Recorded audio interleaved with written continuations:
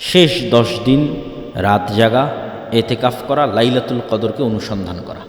লাইলাতুল কদরি খায়রুম মিন আলফি শাহর। নূহ আলাইহিস সালাতু ওয়াস সালামের কওম 900 বছর হায়াত পাওয়ার পরেও নেকিতে উম্মতে মুহাম্মাদিকে পাল্লা দিতে পারবেন, অথচ উম্মতে মুহাম্মাদের বয়স 60 বছর। তাহলে নূহ আলাইহিস সালামের একটা কওম কেউ যদি 900 বছর আল্লাহর ইবাদত করে, হিসেবে তো কি বেশি আগে জান্নাতে যাওয়ার কথা এবং বেশি উঁচুতে স্থান দেওয়ার কথা। কিন্তু বেশি আগে জান্নাতে যাবে, বেশি উঁচুতে স্থান পাবে মাত্র 60 বছরের জীবন বা উম্মতে মুহাম্মাদ। এটা কোরআনের বরকত, লাইলাতুল কদরের বরকত। লাইলাতুল কদরের এক রাতি খায়রুম মিন আলফি শাহর, 1000 মাসের চেয়ে উত্তম। তাহলে কেউ যদি প্রতি বছর একটা করে লাইলাতুল কদর পায়, তাহলে ওর জীবনে ইবাদতের পরিমাণ কত বছরের সমান হতে পারে? তাহলে লাইলাতুল কদর এবং কোরআনকে মূল্যায়ন করে উম্মতে মুহাম্মাদি অতীতের উম্মতের চেয়ে ইবাদতে এবং নেকির প্রতিযোগিতায় এগিয়ে যাবে। এই জন্য লাইলাতুল কদরকে আমাদের অনুসন্ধান করতে হবে। রমজান মাসে লাইলাতুল কদর আছে নিশ্চিত, রমজান মাসের মধ্যে লাইলাতুল কদর আছে এটা নিশ্চিত। ইন্না আনজালনাহু ফি লাইলাতুল কদর শাহরু রমাজান আল্লাযী উনজিলা ফীহিল কুরআন, দুটো আয়াত। আমি এটাকে অবতীর্ণ করেছি লাইলাতুল কদরে, আর শাহরু রমাজান আল্লাযী উনজিলা ফীহিল কুরআন, রমজান মাসে কোরআন অবতীর্ণ করেছি। তাহলে আমি যদি কোরআন লাইলাতুল কদরে অবতীর্ণ করে থাকি, রমজানে অবতীর্ণ করে থাকি, তাহলে লাইলাতুল কদর রমজানের মধ্যে আছে, আর বাইরে যাওয়ার সুযোগ নাই। এখন রমজানের মধ্যে মানুষ তার চেষ্টা অনুযায়ী লাইলাতুল কদরকে খুঁজবে। যারা রমজানের প্রতি রাত জাগবে তাদের তো শতভাগ নিশ্চয়তা। যারা তার চেয়ে কম জাগতে চায় তারা শেষ 10 দিনের প্রত্যেক রাত, যারা তার চেয়ে কম জাগতে চায় তারা শেষ 10 দিনের বিজোড় রাত। এর নিচে নামার সুযোগ শুধু 27, শুধু 21, এরকম কোনো স্পষ্ট দলিল কোরআন এবং হাদিসে নাই। শেষ 10 দিনের বিজোড়ের কথা রাসূল সাল্লাল্লাহু আলাইহি ওয়াসাল্লাম বলেছেন। আর যারা এতেকাফে থাকবে তাদের জন্য জরুরি হচ্ছে রমজান মাসে এতেকাফ অবস্থায় অন্য স্বাভাবিক গল্প তো বহু পরের কথা। অন্য আলেম ওলামার বক্তব্য শোনা, অন্য আলেম ওলামার বই পড়াও ঠিক না। এতেকাফ অবস্থায় আপনার কাজ জিকির, সালাত, কোরআন, দোয়া, ব্যাস। এইভাবে এতেকাফকে মূল্যায়ন করতে হবে। এতেকাফে বসে আপনি সারাদিন ফোন চালাচ্ছেন, এতে এতেকাফ হলো না। এতেকাফ মানে সোশ্যালি ডিসকানেক্টেড হওয়া। তো আগের যুগে আমরা ফিজিক্যালি, যেহেতু আমাদের সমাজ ব্যবস্থা ছিল, তাই ফিজিক্যালি গিয়ে আমরা ডিসকানেক্ট হতাম মসজিদের কোনায়। এখনকার আমার সমাজ ব্যবস্থা হচ্ছে ডিজিটাল সমাজ ব্যবস্থা। তাহলে আমি যখন ফেসবুকে চালাচ্ছি, আমি কিন্তু চায়ের আড্ডার স্থলেই আছি। মানে আগের যুগের বাইরের চায়ের স্টল এখনকার ফেসবুক। তাহলে আমি এতেকাফে বসে ফেসবুক চালাচ্ছি, মানে আমি যেন মসজিদ থেকে বের হয়ে এতেকাফ ভেঙে চায়ের স্টলে যে আড্ডা দিচ্ছি, ফেসবুকে কমেন্ট করতেছি, রিপ্লাই দিচ্ছি, ইউটিউব ভিডিও দেখতেছি। তাহলে এখনকার যুগে এতেকাফ মানে আগে মোবাইল থেকে ডিসকানেক্ট হতে হবে, ডিজিটালি আগে ডিসকানেক্টেড হতে হবে। ডিজিটাল যে সমাজ ব্যবস্থা আগে ওটার থেকে বিচ্ছিন্ন, তারপরে সশরীরে বিচ্ছিন্ন। ডিজিটালি এটা সাথে গেল এবং এটার মাধ্যমে সমাজ ব্যবস্থার সাথে কানেক্ট থাকলাম, এই এতেকাফ প্রকৃত এতেকাফ হবে না। এই জন্য যারা এতেকাফে বসবেন তারা এই বিষয়গুলো খেয়াল রাখার চেষ্টা করবেন। আল্লাহ সুবহানাহু ওয়া তাআলা আমাদের রমজানকে মূল্যায়ন করার তৌফিক দান করুক, আল্লাহুম্মা আমিন। দাজ্জালের ফিতনা থেকে বেঁচে থাকার তৌফিক দান করুক, আল্লাহুম্মা আমিন।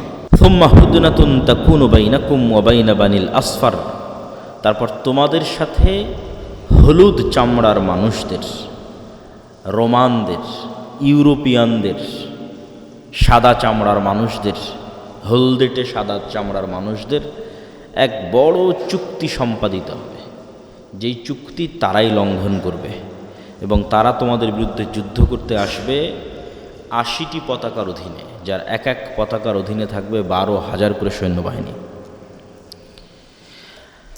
এটা একটা হাদিস। আর এক হাদিসে রাসূলুল্লাহ সাল্লাল্লাহু আলাইহি ওয়াসাল্লাম বলছেন, সামি'তুম বিমাদিনাতিন জানিবুম মিনহাল বার ওয়া জানিবুম মিনহাল বাহার, তোমরা এমন এক শহরের কথা জানো যেই শহরের এক পাশ সমতল আর এক পাশ সাগর। সাহাবীরা বললেন, হ্যাঁ, আমরা এরকম একটি শহরের কথা জানি।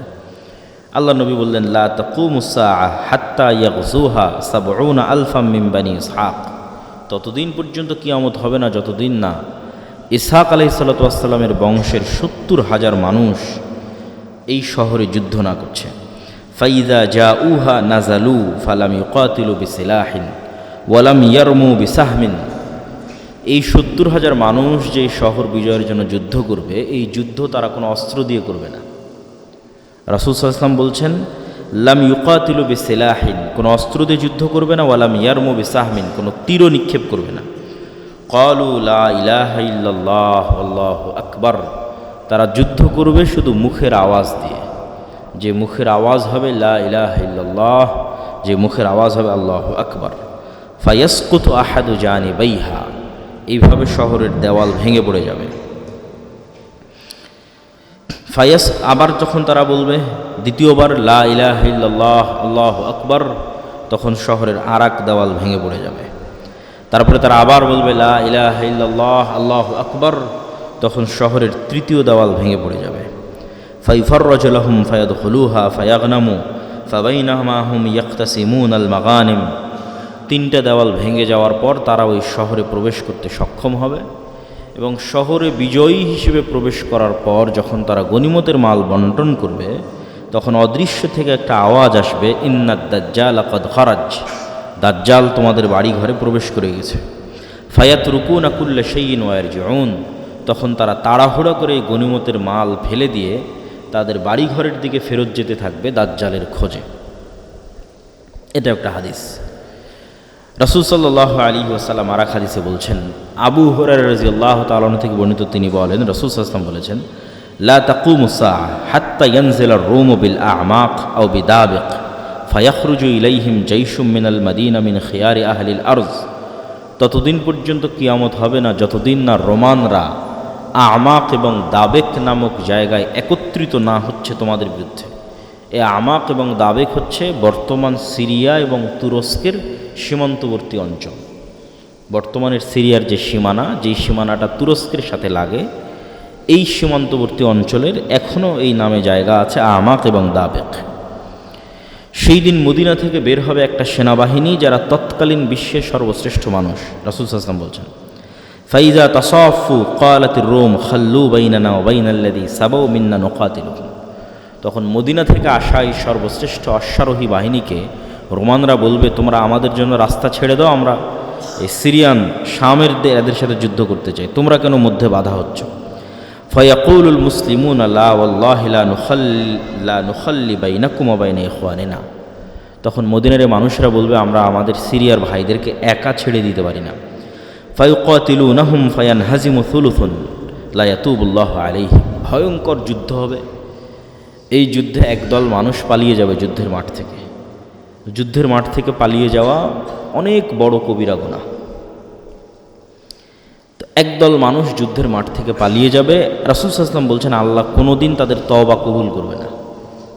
মুসলমানদের একদল মানুষ যুদ্ধের মাঠ থেকে পালিয়ে যাবে, এদের তওবা কোনোদিন কবুল হবে না।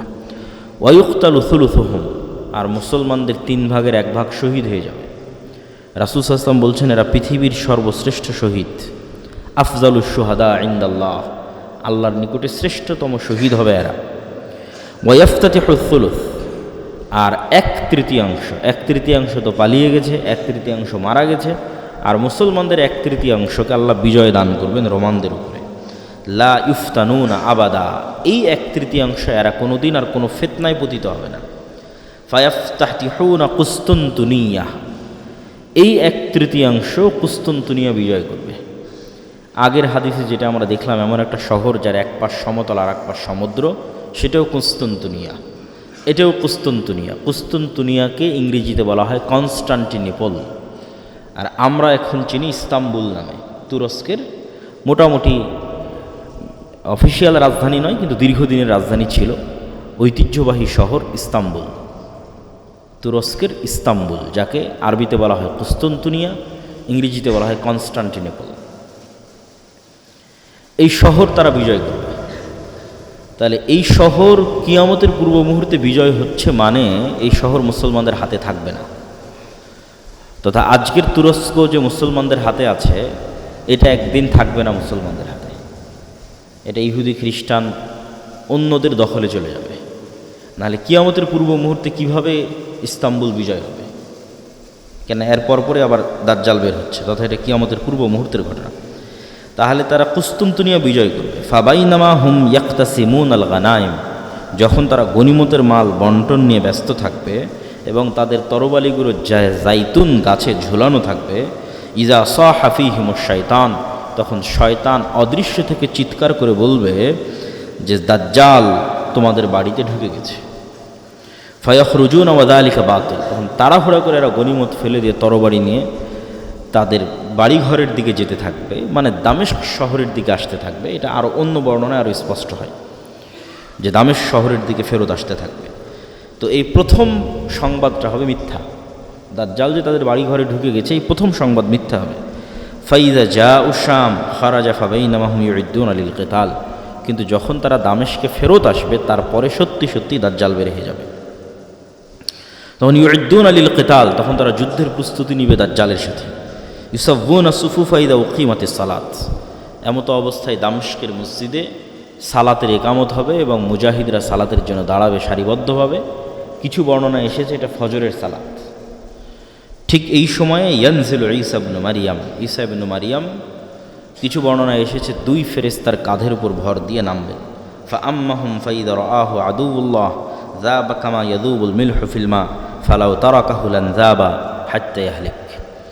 ঈসা ইবনে মারিয়ামকে যখন দাজ্জাল দেখবে, তখন লবণ যেভাবে পানিতে দিলে মিটে যায়, মিশে যায়, গলে যায়, দাজ্জাল সেভাবে গলে যেতে থাকবে।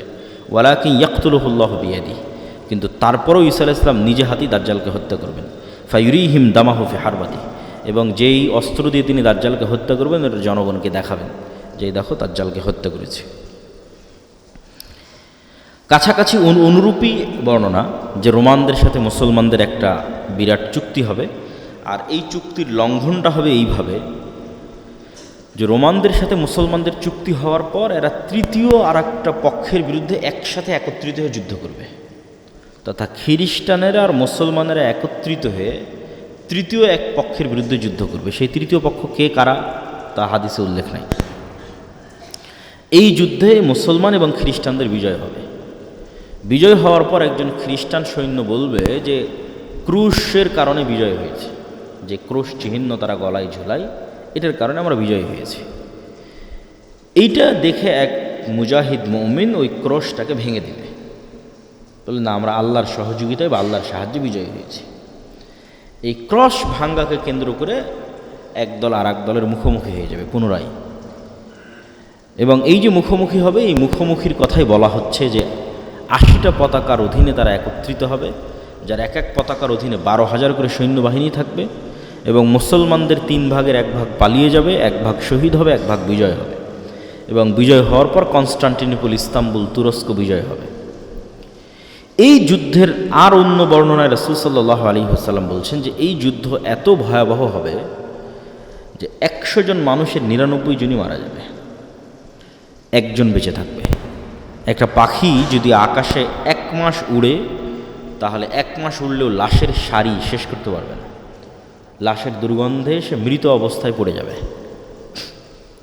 তার বাঁচার মতো আলাদা কোনো আশ্রয়স্থল যেখানে লাশ নাই, লাশের দুর্গন্ধ নাই, এরকম কোনো সেফ জায়গা সে খুঁজে বের করতে পারবে না।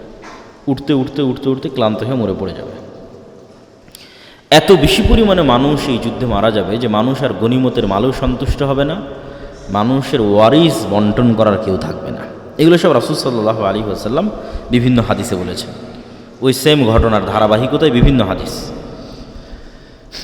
তারপরে যখন আড়াল থেকে ঘোষণা হবে দাজ্জাল তোমাদের বাড়িঘরে প্রবেশ করে গেছে, তখন যারা তাড়াহুড়ো করে বের হবে দাজ্জালকে খুঁজতে, আর এক বর্ণনায় রাসূল সাল্লাল্লাহু আলাইহি ওয়াসাল্লাম বলছেন যে মুজাহিদদের মধ্যে 10 জনকে পাঠানো হবে যে তোমরা যাও, অশ্বারোহী 10 জন অশ্বারোহীকে পাঠানো হবে, দেখো তো দাজ্জাল সত্যি সত্যি আমাদের বাড়িতে ঘরে ঢুকে গেছে কিনা। রাসূল সাল্লাল্লাহু আলাইহি ওয়াসাল্লাম বলছেন ওই 10 অশ্বারোহীর নাম, ওদের চেহারা, ওদের বাপের নাম, ওদের বংশের নাম আমি বলে দিতে পারব যে 10 জন কারা, যে 10 জন দাজ্জালের অনুসন্ধানে বের হবে। ওরা তৎকালীন বিশ্বের সর্বশ্রেষ্ঠ ইমানদার এবং সর্বশ্রেষ্ঠ অশ্বারোহী, যারা মদিনা থেকে বের হয়ে আসবে শাম বা সিরিয়ায়। এবং রাসূল সাল্লাল্লাহু আলাইহি ওয়াসাল্লামের আর এক হাদিসে এই যুদ্ধের কথা বর্ণনা করতে গিয়ে তিনি বলেছেন যে সেই দিন মুসলমানদের হেডকোয়ার্টার হবে গুতা নামক জায়গা, যেটি আজকের শাম বা সিরিয়ার রাজধানী দামেস্কের অতি নিকটবর্তী একটি অঞ্চল, গুতা নামক জায়গা। রাসূল সাল্লাল্লাহু আলাইহি ওয়াসাল্লাম দাজ্জালের বিষয়ে কিছু হাদিস, বিস্তারিত দাজ্জালের ভয়ঙ্কর এবং ভয়াবহ ফিতনার কিছু হাদিস তিনি তুলে ধরেছেন, যেগুলো আমরা সংক্ষিপ্ত, বেশি সময় নিব না, অল্প অল্প করে আমরা 1-2 হাদিস বলে আজকের আলোচনা শেষ করব ইনশাল্লাহ। ফাতেমা বিনতে কাইস রাদিয়াল্লাহু তাআলা আনহা থেকে বর্ণিত, তিনি বলেন, এক সালাতের পর আল্লাহর নবী বললেন মাইকে বা মুখে, মাইকে তো না, মুখে ঘোষণা হলো যে তোমরা সবাই বসে পড়ো, রাসূল সাল্লাল্লাহু আলাইহি ওয়াসাল্লাম কথা বলবেন। তো মানুষজন সব বসে পড়ল। রাসূল সাল্লাল্লাহু আলাইহি ওয়াসাল্লাম মেম্বারে দাঁড়ালেন। মেম্বারে দাঁড়িয়ে তিনি বলতে লাগলেন যে আজকে আমি তোমাদেরকে এমন এক গল্প শোনাবো যে গল্প আমি তোমাদের সামনে অনেক করেছি। এই গল্প হচ্ছে তামিম আদ-দারির গল্প। আন্না তামিম আদ-দারি কান রাজুলান নাসরানিয়ান, যে ছিল খ্রিস্টান মানুষ। যা আফাবায়া ও আসলামা, সে আল্লাহ নবীর হাতে হাত রেখে ইসলাম গ্রহণ করার পর এই ঘটনা সে আল্লাহ নবীকে শোনায়। সেই ঘটনা হচ্ছে আন্নাহু রাকিবা ফি সাফিনাতিন বাহরিয়াতিন মা সালাসিনা রাজুলাম, সে তার নিজ গোত্র এবং আর 2-3টা আরব গোত্রের 30 জন মানুষকে নিয়ে একটা নৌকায় দীর্ঘ লম্বা সফরে বের হয়। ফালাইবা বিহিমুল মাউজু শাহরান ফিল বাহরি, সমুদ্রের ঢেউ তাদেরকে 1 মাস যাবৎ এদিক ওদিকে নিয়ে যেতে থাকে। তারা কোনো লোকেশন ট্র্যাক করা, আগের যুগের মানুষ তারা এবং চাঁদ দেখে দিক নির্ধারণ করে নৌকা পরিচালনা করত, কিন্তু ঝড় বৃষ্টি ঢেউয়ে আর কন্ট্রোল করতে পারেনি যে এই নৌকা কোন দিকে যাচ্ছে। তো অনেক পরে গিয়ে, দীর্ঘ 1 মাস পরে গিয়ে এই নৌকা একটা দ্বীপে গিয়ে ভিড়ল। সংক্ষেপে আমি শেষ করে দিচ্ছি। একটা দ্বীপে ভিড়ার পর, লাগার পর তারা সেখানে নামলো। নামার পর দেখতেছে একটা প্রাণী, ফালাকিয়াতুম দাব্বাতুন, একটা ভয়ঙ্কর প্রাণী যার অত্যধিক চুলের কারণে লা ইয়াদরুনা মা কুবুলুহু মিন দুবুরিহি, সামনে কোনটা পিছন কোনটা, মুখ কোন দিকে পিছন কোন দিকে এটা বোঝা যাচ্ছে না অত্যধিক চুলের কারণে। তখন এরা তাকে বলছে ওয়াই হাক, তোমার ধ্বংস হোক। তখন ওই প্রাণী উত্তরে বলছে আনাল জাসসাসা, আমি হচ্ছে গোয়েন্দা। ক্বালু আমাল জাসসাসা ক্বালাত আইয়ুহাল কওম ইনতালিকু ইলা হাযা রাজুল ফিদ দাইর। তখন ওই গোয়েন্দা বলতেছে তোমরা এইদিকে যাও, এখানে ভিতরে একটা লোক, প্রাসাদে একটা লোক তোমাদের অপেক্ষা করতেছে। তখন আমরা যখনই একটা মানুষের কথা শুনলাম যে একটা মানুষ অপেক্ষা করছে, তখন আমরা এর থেকে বেঁচে ফেরার জন্য, এই তো একটা প্রাণী যে নিজেকে গোয়েন্দা বলতেছে, তার থেকে বেঁচে ফেরার জন্য আমরা দৌড়ে চলে গেলাম ওই মানুষের দিকে। তো মানুষের দিকে গিয়ে দেখি ফাইদা ফিহি আ'যামু ইনসানিন রাআইনাহু কাত্তু, এত বিশাল দেহের মানুষ আমরা জীবনে কখনো দেখিনি, যাকে বাধা আছে তার হাত এবং তার কাঁধের সাথে বাধা আছে। মা বাইনা রুকবাতাইহি ইলা কা'বাইহি বিল হাদিদ, তার হাঁটু, তার হাত, কোনোই, কাঁধ, এগুলো লোহার জিঞ্জির দিয়ে বাধা আছে। কুলনা ওয়াইলাক মা আনতা ক্বালা ক্বাদ কদারতুম আলা খাবরি ফাআখবিরুনি মা আনতুম। আমরা ওকে জিজ্ঞেস করলাম এই তুমি কে? তো সে বলল তোমরা তো জানবেই আমি কে, আগে বলো তোমরা যে তোমরা কারা, আমি কে এটা তো তোমরা জানবেই। তখন আমরা বললাম নাহনু উনাসুম মিনাল আরব রাকিবনা ফি সাফিনাতিন বাহরিয়াতিন, আমরা আসলে আরবের কিছু মানুষ ব্যবসায়িক কাজে বের হয়েছিলাম, এইভাবে আমরা এখানে আসলাম, এইভাবে তোমার কাছে পৌঁছলাম।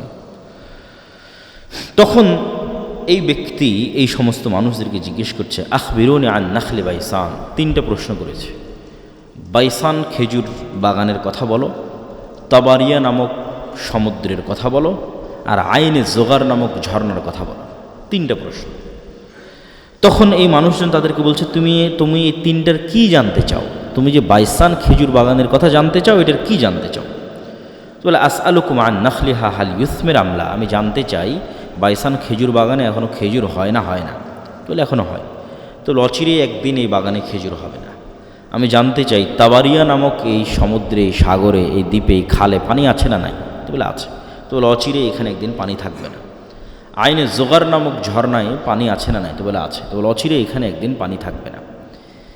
আধুনিক যারা গবেষক তারা গবেষণা করে দেখেছেন এই 3টে জায়গায় এখন ইসরায়েলের সীমানার অন্তর্ভুক্ত, এবং তাবারিয়া নামক যে সুন্দর সমুদ্র, এটা খ্রিস্টানদের একটা অত্যন্ত ভ্রমণের জায়গা, পবিত্র ভ্রমণের জায়গা। তারা মনে করে যে ঈসা আলাইহিস সালাতু ওয়াস সালাম যত মোজেজা দেখিয়েছেন, সকল মোজেজা তিনি তাবারিয়া নামক সমুদ্রের পাশে দেখিয়েছেন।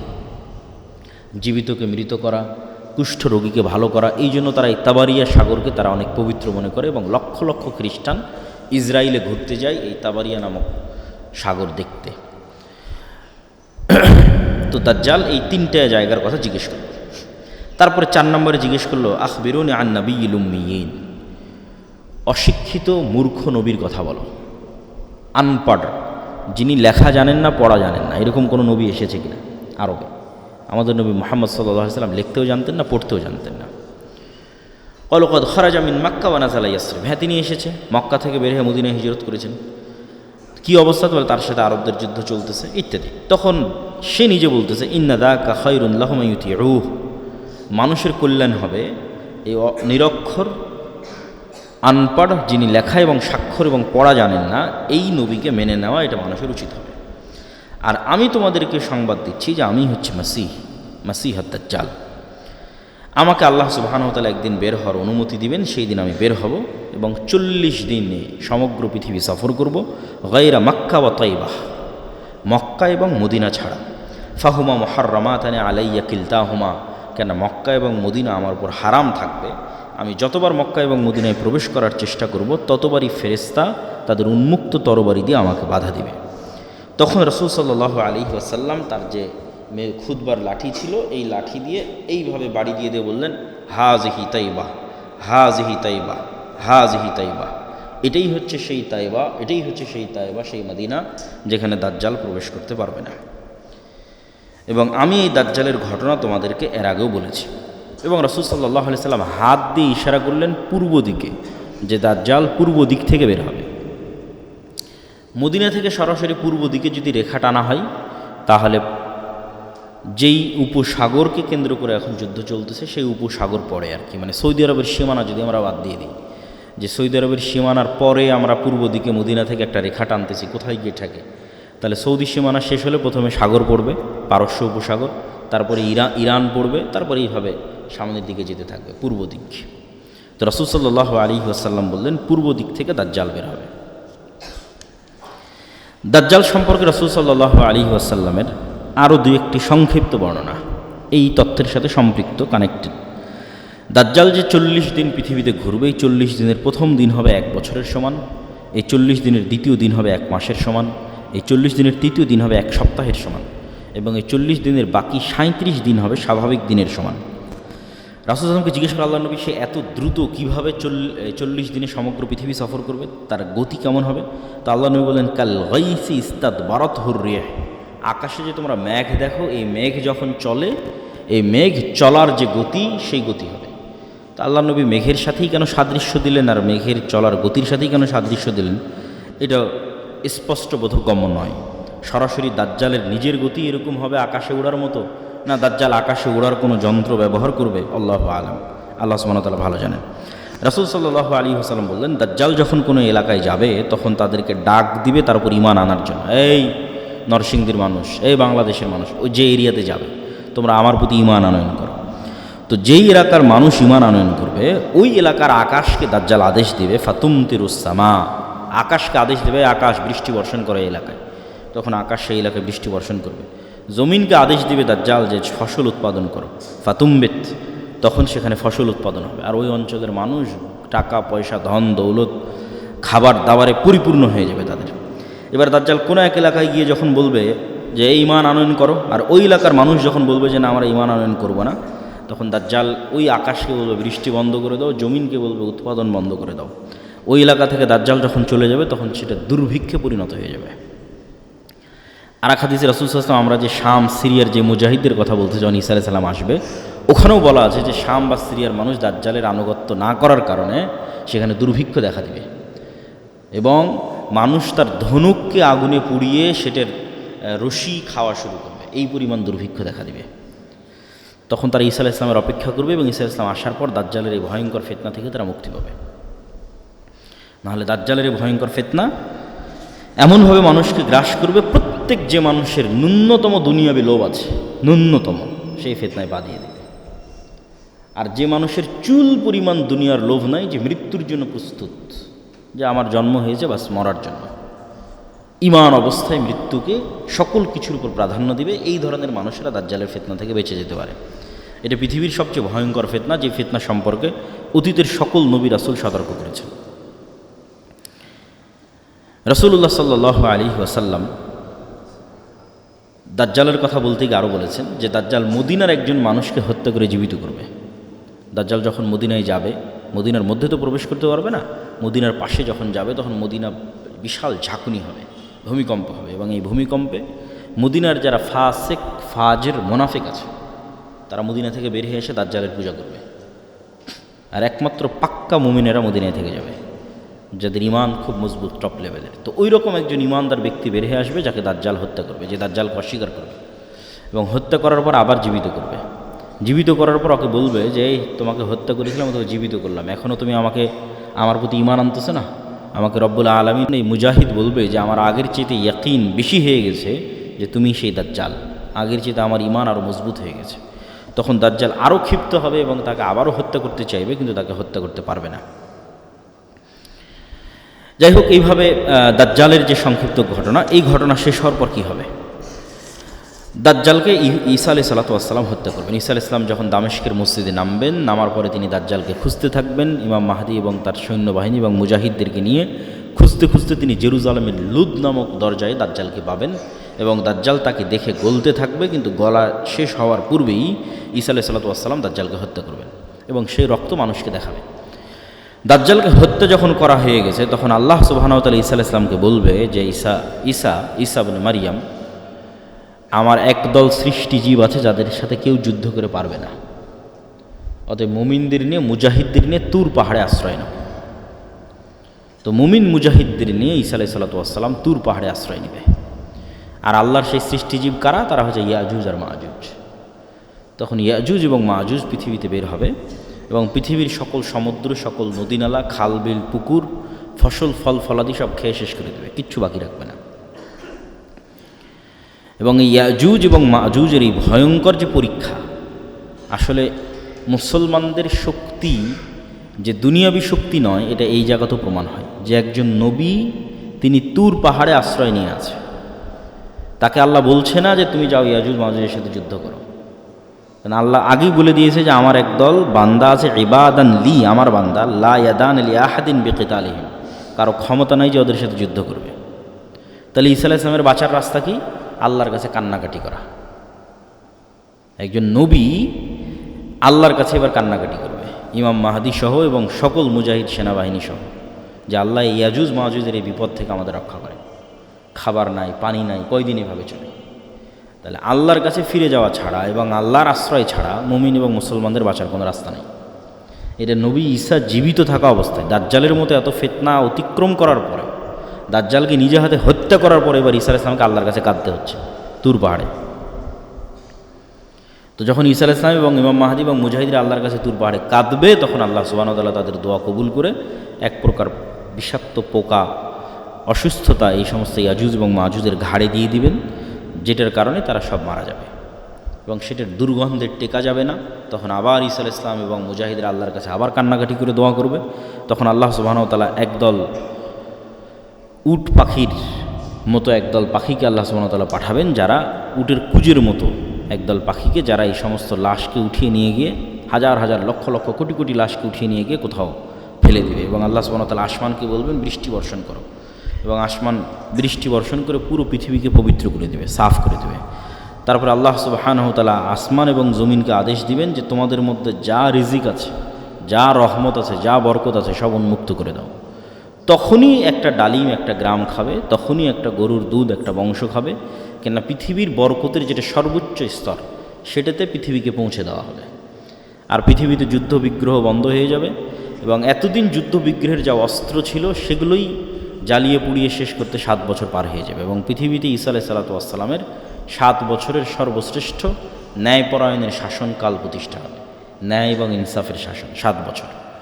এই 7 বছর পার হওয়ার পর এক মৃদু বাতাসে, যে বাতাস মুমিনদের বগলে অনুভূত হবে, সেই মৃদু বাতাসে পৃথিবীর সকল মুমিন মৃত্যুবরণ করবে। তারপরে পৃথিবীতে শুধু ফাসেক, ফাজের এবং পাপিষ্ঠরা থাকবে। এবং যেই হাদিসগুলো আপনারা শুনে থাকেন যে এক সময় মানুষ পশু পাখির ন্যায় মিলিত হবে, লজ্জা বুঝবে না, এটা হবে সেই সমস্ত মানুষেরা। হজ এবং ওমরা বন্ধ হয়ে যাবে, এটা হচ্ছে সেই সমস্ত মানুষেরা। কাবা ঘর ধ্বংস করা হবে, এটা হচ্ছে সেই সমস্ত মানুষেরা। এগুলো ঈসা আলাইহিস সালাম এবং ইমাম মাহদি, দাজ্জাল, এগুলোর পরের কথা এবার আসতেছে। তখন পৃথিবীতে আর কোনো মুমিন বেঁচে থাকবে না, কেউ কোরআন পড়ার লোক থাকবে না, আল্লাহর নাম নেওয়ার লোক থাকবে না। সেগুলো এখন নয়, এগুলো হবে দাজ্জালের পরে, ঈসা আলাইহিস সালামের পরে, যখন আর কোনো মানুষ না আল্লাহকে চিনবে, না কোরআনকে চিনবে, না কাবাকে চিনবে, না মানুষের কোনো লজ্জা এবং হায়া থাকবে। কুকুর যেভাবে খোলা মাঠে মিলিত হচ্ছে, মানুষ সেভাবে মিলিত হবে। এই সমস্ত পাপিষ্ঠ, পাপাচারী, নিকৃষ্ট মানুষের উপর আল্লাহ সুবহানাহু ওয়া তাআলা কিয়ামত কায়েম করবে। তো এই হলো আজকে আমাদের সংক্ষিপ্ত আলোচনা যে কিয়ামতের পূর্ব মুহূর্তে এই রকমের কিছু ভয়ঙ্কর এবং ভয়াবহ যুদ্ধ হবে।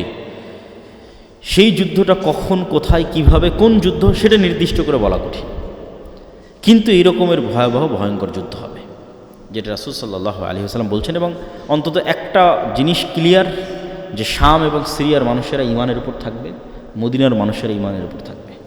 একটা জিনিস পরিষ্কার, মদিনা থেকে মুজাহিদ বের হবে, শাম এবং সিরিয়া থেকে মুজাহিদ বের হবে।